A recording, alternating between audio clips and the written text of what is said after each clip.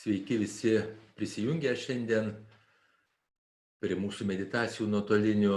Šiandien pirmą kartą užsirašė virš 300 žmonių. Tai manau, kad dalis iš jų norės gauti linką įrašą, bet vis tiek labai smagu, kad mūsų pastangos randa kelią į žmonių protus. Ir tikrai norim, kad tos mūsų pastangos suvirpintų šiek tiek ir protus, ir širdis, ir kad būtų geras stimulas žmonių ieškojimams. Ir mes irgi tęsime savo ieškojimus. Ir aš šiuo metu aiškiai suvokiau, kad savo gyvenimo kelyje atėjau į priešpaskutinį augimo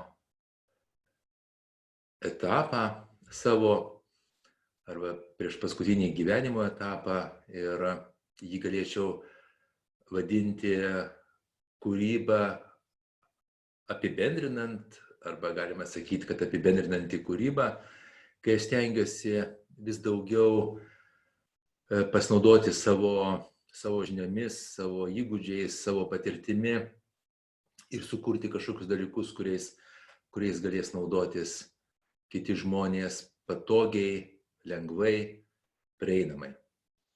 Ir tai reiškiasi visose mano veiklos rytise ir tame tarpe įsisąmoninimo psichoterapijoje. Tai šiandien aš jums pristatysiu vieną iš šio gyvenimo etapo produktų ir proceso dalį, kuri vadinasi savasties meditacija. Ir kodėl buvo parašyta savasties meditacija pirmam mėnesiui, tai dėl to, kad šiuo metu aš praktikuoju apie 5 meditacijas, kurios skirtos savasčiai, ir tikiu, kad jų bus dar daugiau, ir jeigu jos man atrodys, kad vertingos pasidalinimui, tai aš pasidalinsiu jomis ir su jumis visais. Taigi meditacija, kuri vadinasi savasties meditacija pirmam mėnesiui, ji kilo iš mano savasties ir aš tikrai noriu ją šiuo metu pasidalinti. Ir galim pradėti nuo įsižeminimo, galim įsisąmoninti savo laikyseną, savo taškus, kuriuos mes remiamės į žemę. Ir savo kūną kaip visumą, tiesiog tą vieną vienetą.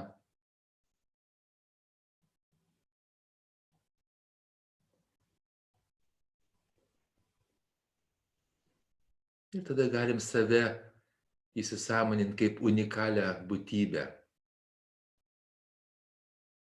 Ir mes galim suvokti, kad mes išleisti labai jau limited edition tiražu, vieninteliu egzempliorių šioje žemėje. Ir niekada nebuvo tokios būtybės gyvos ir niekada nebus. Mes esam vienintelis egzempliorius. Ir galim tą suprasti, savo unikalumą, savo išskirtinumą ir pamedituoti tai.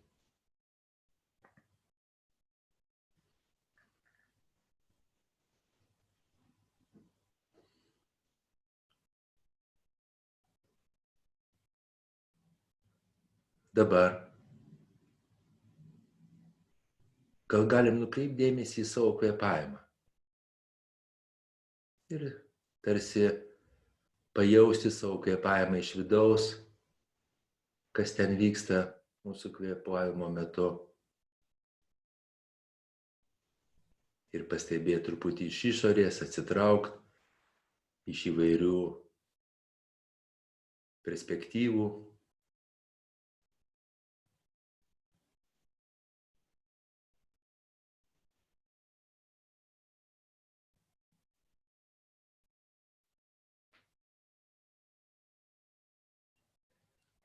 Ir galim tada įsisąmoninti irgi, kad ir mūsų kvėpavimas unikalus. jo ritmas, tempas, gylis, daug įvairiausių niuansų ir atspalvių. Jisai kaip piršto antspaudai, kaip rainelė, kaip mūsų veidas, kaip daug kas ir galbūt net viskas mumyse yra unikalus. Ir galima būtų net pagal mūsų kvėpavimą atskirti mus. Kaip kad mylinti mama gali atskirti savo vaiką pagal jo kvėpavimą. Taip ir mes galim suprasti, kad mūsų kvėpavimas yra toks pat vienintelis ir toks pat unikalus.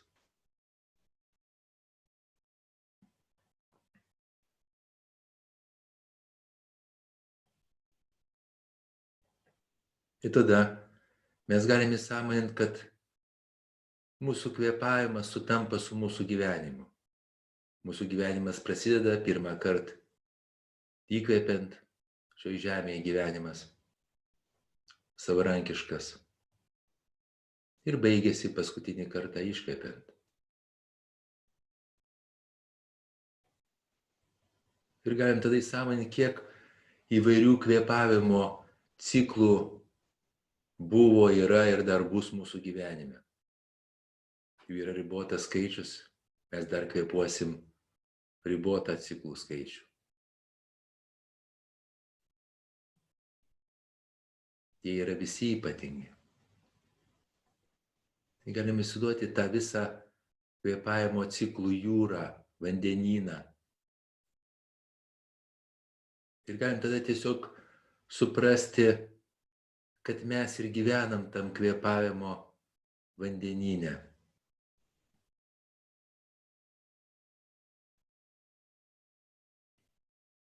Mūsų gyvenimas plaukia jame.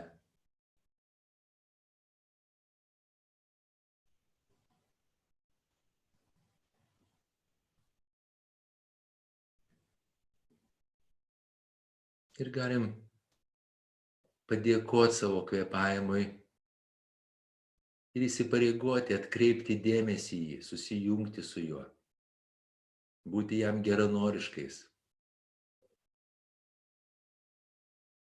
rūpintis savo kvėpavimu. Nes tai yra unikali mūsų dalis, mūsų savasties dalis. Jeigu kvėpavimas būtų kitoks, mes būtumėm kitokie. Jeigu kvėpavimas būtų kitoks, mūsų savastis būtų kitokia.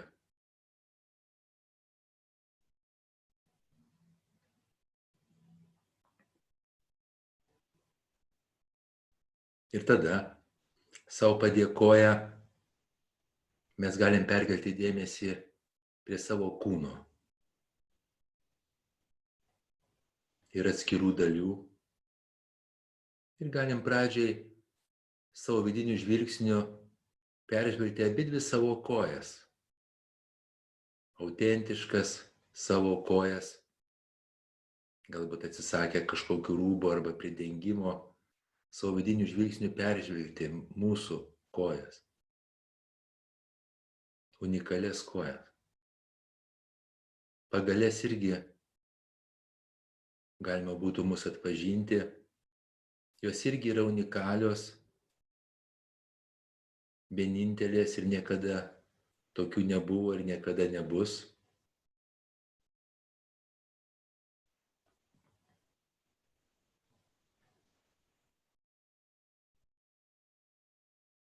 Galim suprasti, kad tai mūsų kojos, įsąmonint tą turėjimo jausmą, kurį mes kartais užmirštam, turėjimo džiaugsmą. Nes mes dažnai įsisąmonam, ką turim, tik kai prarandam. Čia yra žmogiška savybė. Gailėtis tai, ko prarandam ir nesidžiaugti to, ko turim.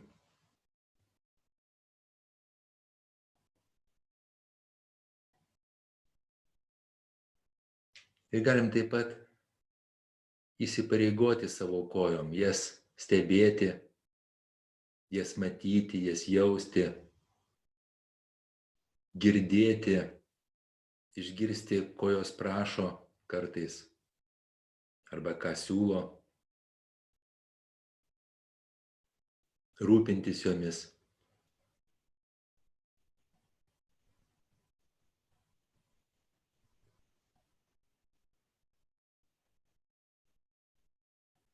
Būti geranoriškais,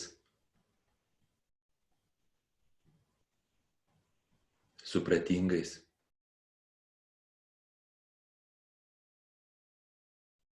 Ir tada gal galim perkelti dėmesį į savo dubenį. Ir lygiai tą patį. Įsisąmonint tą turėjimo jausmą, turėjimo džiaugsmą, padėkos jausmą ir pasinaudoti tą galimybę padėkoti. Įsisąmonint unikalumą savo kūno ir atskirų kūno dalių.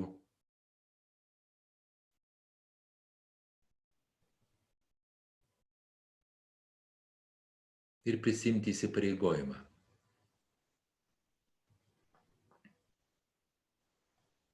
Rūpintis, stebėti, jausti, žinoti, kas vyksta.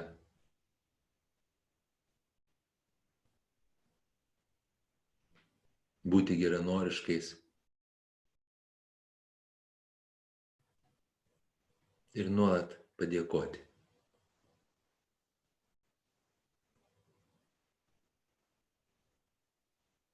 Ir tada, padėkoję savo, galim perkelti į savo liemenį, kuris susideda iš krūtinės, pilvo, nugaros, pečių lanko.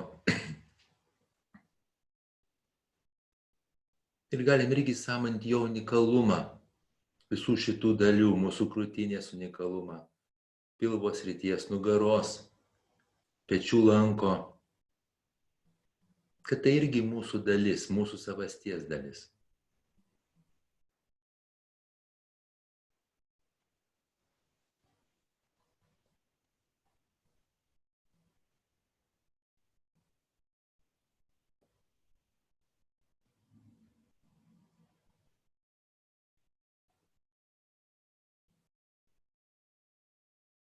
Ir galim įsipareigoti savo liemeniui.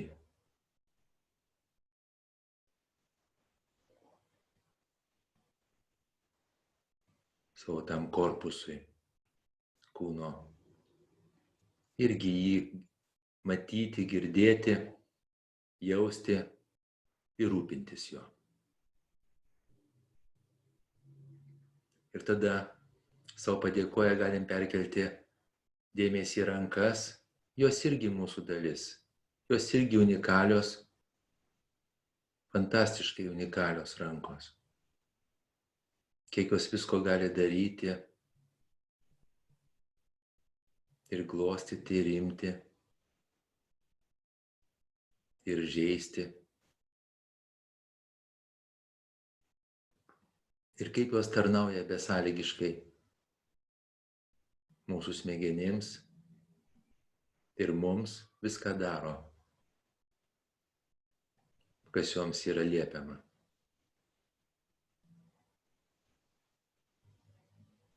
Ir galim į sąmonę jų unikalumą ir vertę vėlgi įsipareigoti.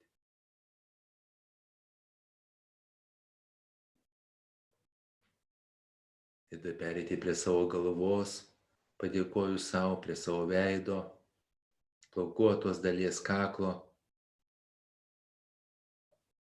Turim dar vieną unikalią savasties ir savęs pačių dalį.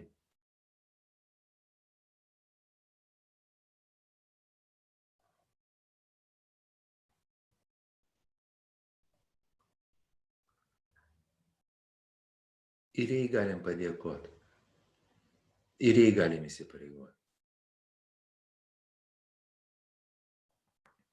Ir tada suprasti, kad kūnas yra labai unikali mūsų savasties dalis, mes užmirštam tai kartais.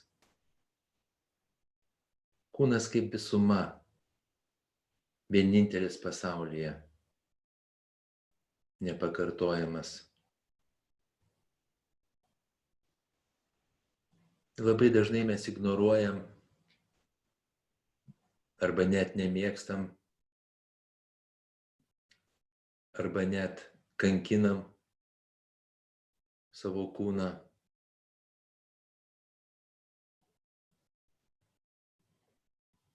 Kitais žodžiais sakant, mes nemėgstam ir kankinam savo savasties dalį, savęs pačių dalį. Galim savęs pasiklaust, gal geriau priimti ir mylėti.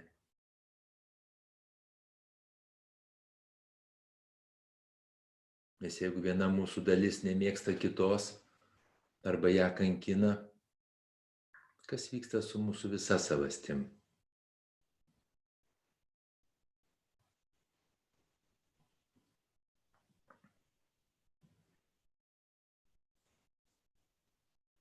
Ir tada mes savo padėkoję labai nuoširdžiai už tokį įsisąmoninimą galim pereiti prie savo minčių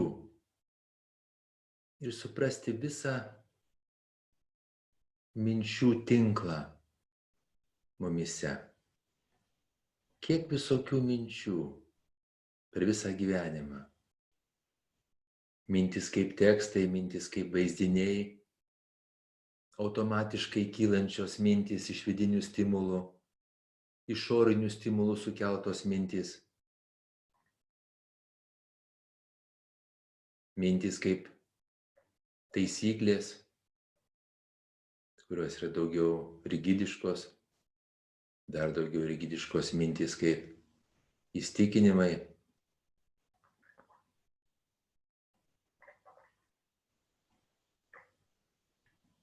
Mintys kaip nuostatos, mintys kaip nuomonės, mintys kaip spėjimai,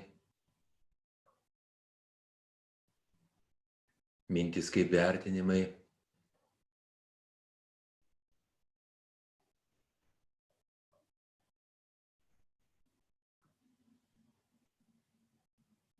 Ir galim suprasti, kiek ten algoritmų mumyse. Mintys racionalios, mintys kažkokios fantastinės, mintys turinčios loginę seką, mintys jos neturinčios, bet iš tikrųjų turinčios, taip atrodo, kad neturi loginės sekos. Bet iš tikrųjų visos mintys turi tam tikrą priežastį mūsų, kartais labai mus kankinančią.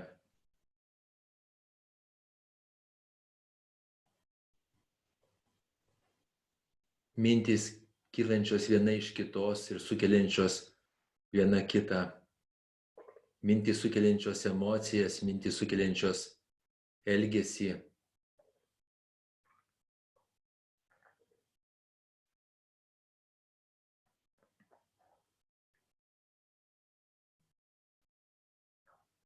Ir galim suprasti, kad mintys yra produktas mūsų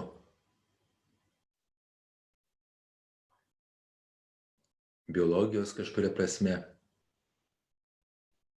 ir didžiąja dalimi produktas mūsų patirčių ir išmokimų.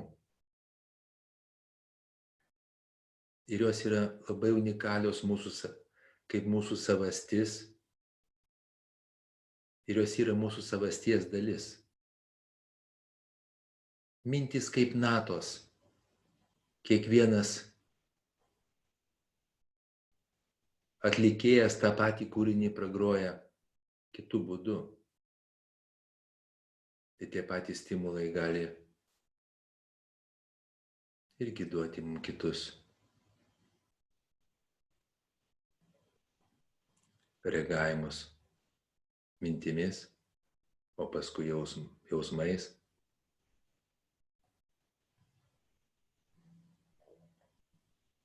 Mintys kaip vertybės pats žodis vertybė, mes kartais tai labai vertinam savo vertybės ir labai jas saugom.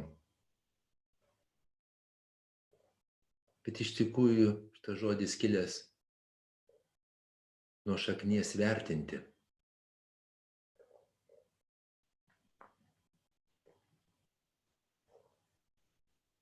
Ir tai irgi tam tikras produktas mūsų išmoktų dalykų.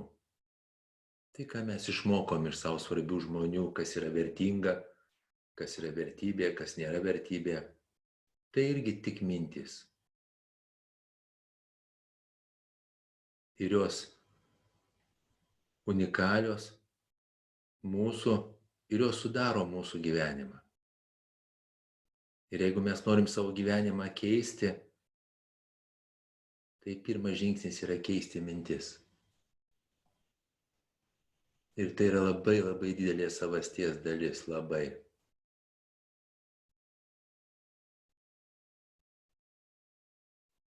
Ženkli. Tada galim pereiti prie emocijų, jausmų, įsisąmoninti šitą savasties dalį. Ir aš norėčiau sulyginti tai su muzika.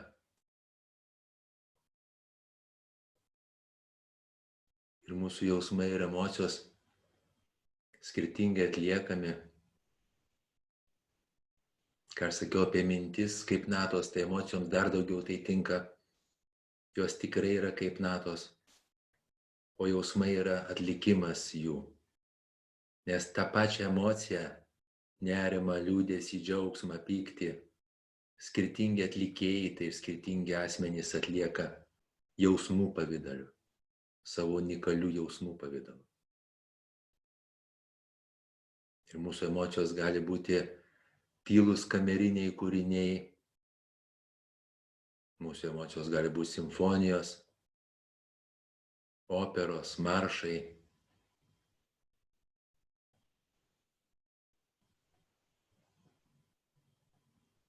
Gedulo muzika.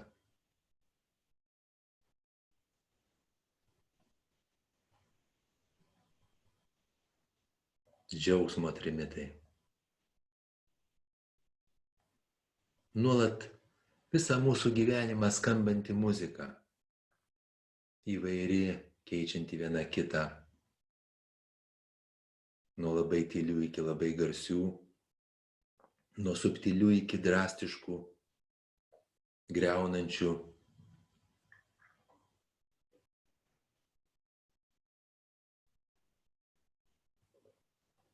Ir išpuoselėtų kuriančių.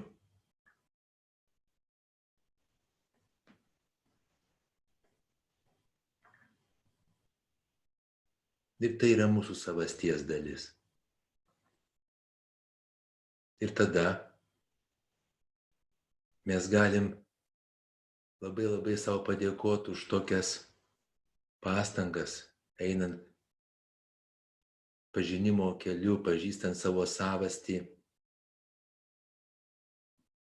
ir perkelti dėmesį į savo impulsus veikti, į savo elgesį ir veiksmus, kuriuos aš palyginčiau kaip šokį, kaip judesius. Baletą.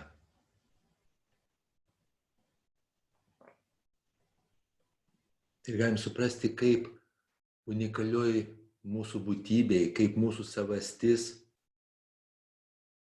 impulsus veikti paverčia elgesiu. Kaip tas vyksta mūsų savastyje, mumyse.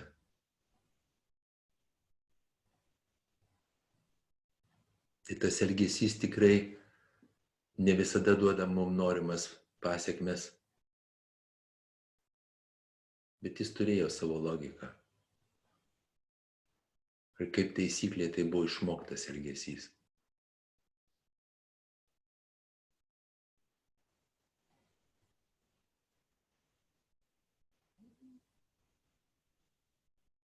galim suprasti, kad visą gyvenimą kartu su minčių knygomis, minčių biblioteka, ir jeigu mes mąstom vaizdiniais, minčių serialais, visą gyvenimą trunkančiais minčių serialais ir kartu su visą gyvenimą skambančia emocijų muzika, mes dar ir dalyvaujam savo impulsų veikti ir elgesio ir veiksmų šokyje.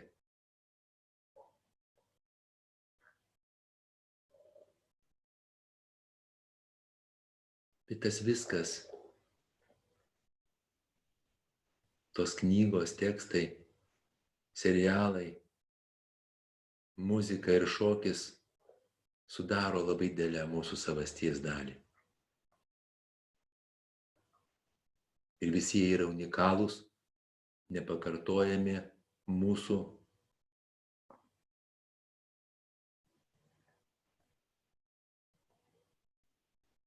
Ir tada savo galim padėkoti už atsigręžimą į tai, atsigręžimą norint suprasti, kas mes, kas esame mes, kas aš esu aš.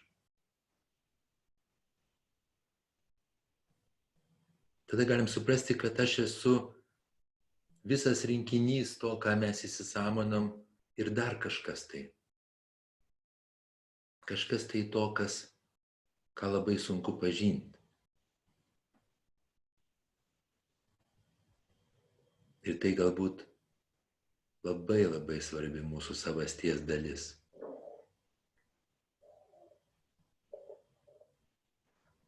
Tada mes galim įsipareigoti, nuolat savęs paklausti, gal aš galiu atsigręžti į savo gyvenimą, į savo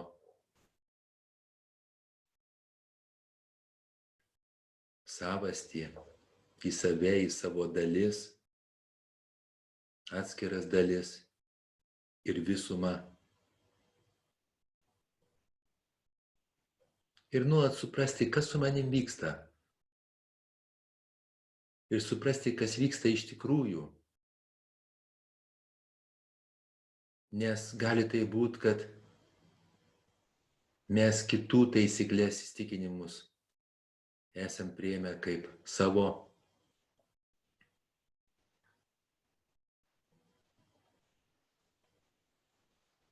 Ir neatsigręžėm į tai, kas iš tikrųjų yra mūsų. Į savo unikalumą. Visai nebūtinai būti tokiais, kokiais mus mokė būti.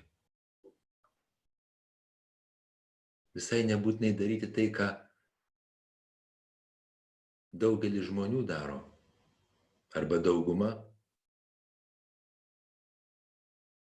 Ir visai nebūtina daryti tai, ką kiti žmonės liepia mums daryti.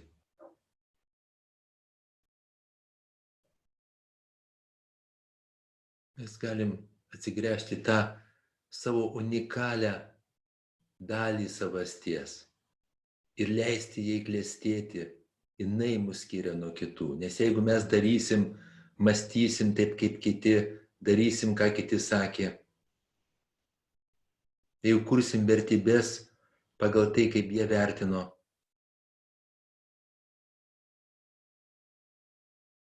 mes būsim ne savimi.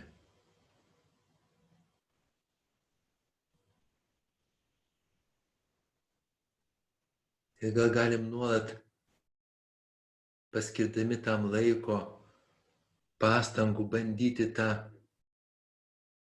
po truputį atpažinti, gal net pradžiai su padidinimo stiklu, tas tikrai mūsų unikalias, būtent tik mūsų, neprimestas, neužrašytas, bet mūsų unikalias dalelytės, kurios daro mus mumis.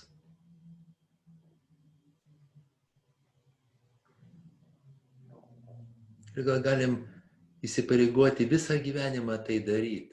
Tada mūsų gyvenimas taps įdomesnis.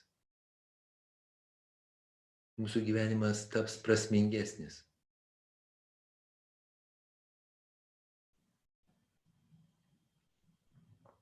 ir mūsų gyvenimas praturtins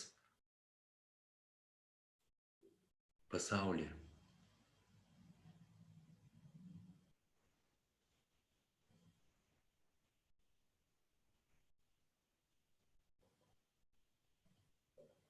Nes pasaulis galbūt mėgsta ne kopijas, bet brandus.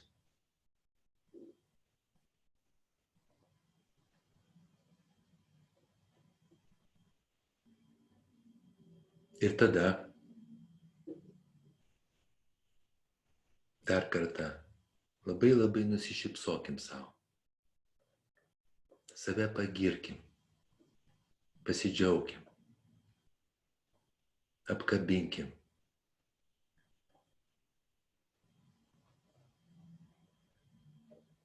Ir įsipareigokim savo, savo savasčiai, savo gyvenimą.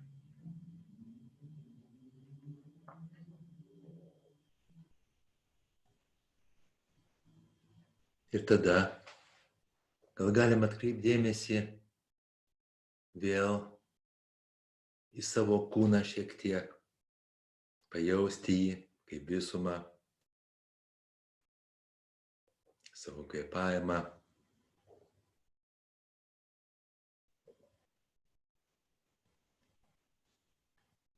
Ir vėl kūną.